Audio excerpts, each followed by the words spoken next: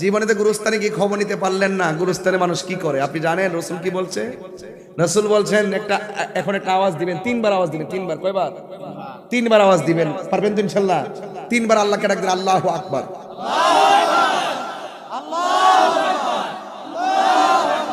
একটু অস্থির মনে হইল না? এই যে আল্লাহু আকবার ডাকতেছি, একটা ডাবল ডাবল ডাকতেছি, একটা আওয়াজ হয়েছে না? এই কবরের মানুষগুলো এইভাবে ডাকতেছে। কেউ কেউ বলতেছে বাঁচাও।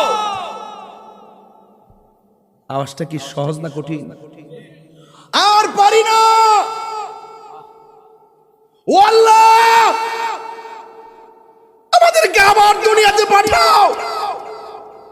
আগে যদি জানতাম গীবত করলে এত শাস্তি হবে, আগে যদি জানতাম নামাজ না পড়লে এত শাস্তি হবে, আগে যদি জানতাম তোমার সঙ্গে নাফরমানি করলে এত আযাব হবে, জিন্দেগি তো এত আযাব, এত অন্যায় করতাম না, বাঁচাও।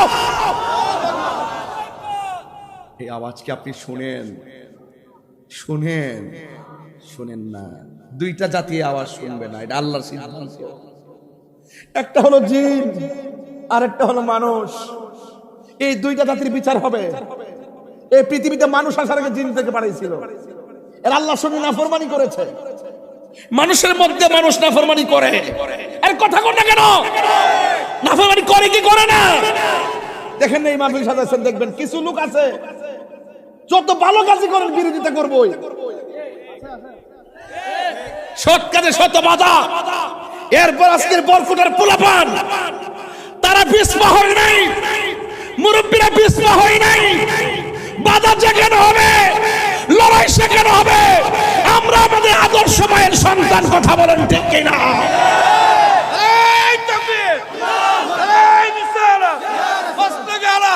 জিন্দাবাদ, জিন্দাবাদ, আল্লাহু আকবার বলেন। এই আওয়াজকে আমরা শুনি, কবরের আওয়াজ। গরু শোনে। কি শোনে বাবা? চতুষ্পদ জন্তুরা শোনে।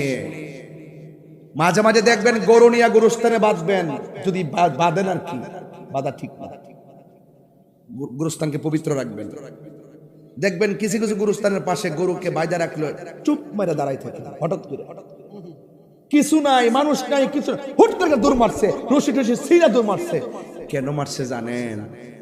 কবরের আযাবের আওয়াজ শূন্য উঠে দৌড় মারছে।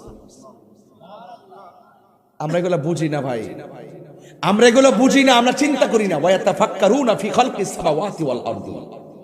আসমান জমিনে যা আছে সব নিয়ে গবেষণা করতে হবে। আমি